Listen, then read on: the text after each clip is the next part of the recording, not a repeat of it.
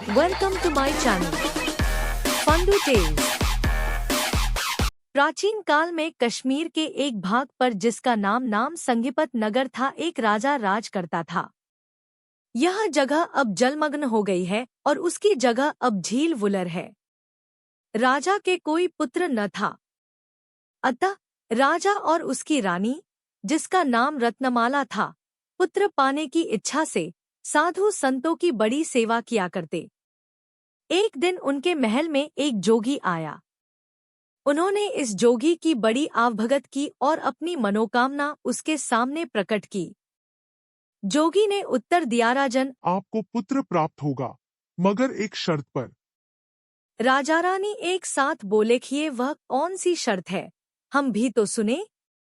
यह उत्तर पाकर जोगी बोला, शर्त कठिन है, संभवत आप स्वीकार न करें।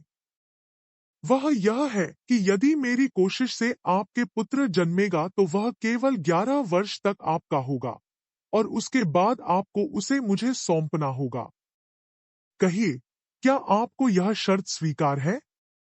राजा और रानी कुछ समय तक एक दूसरे का मुंह ताकते रहे और फिर बाद में बोले, जोगी महाराज, हमें पुत्र चाहिए, चाहे वह 11 वर्षों तक ही हमारे पास रहे। हमें आपकी शर्त मंजूर है। सुनकर जोगी ने उत्तर दिया, अच्छा, तो आज से 9 मास के बाद आपके यहाँ पुत्र होगा। कहकर वह उन्हें आशीर्वाद देकर चला गया। रानी ने सचमुच ही यथा समय एक सुंदर बालक को जन्म दिया। उसका नाम अकनंदन रखा गया।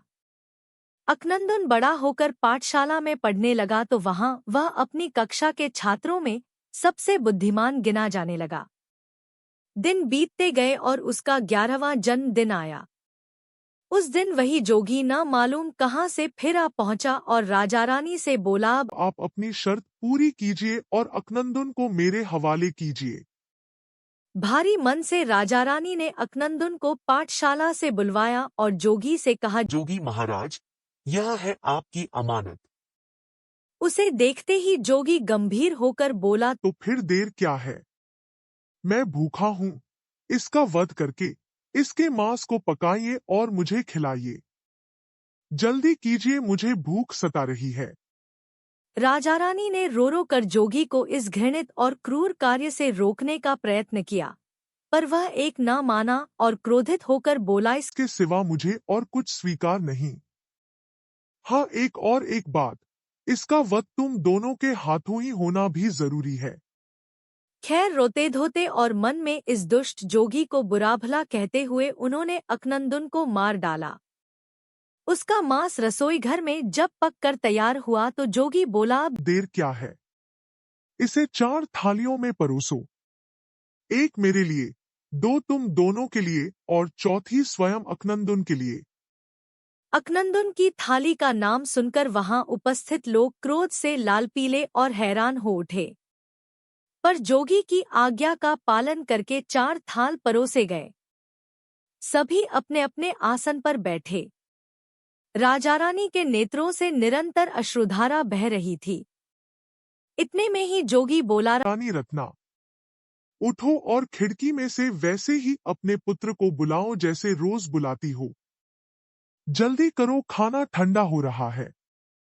रानी रत्नमाला भारी हृदय से उठकर खिड़की की ओर गई और रोते विलाप करते हुए उसने अकनंदन का नाम पुकारा।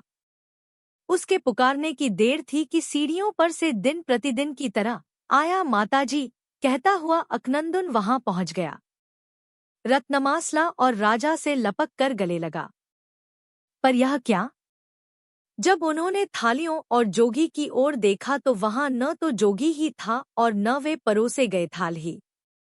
जोगी की हर जगह तलाश की गई पर वह कहीं न मिला।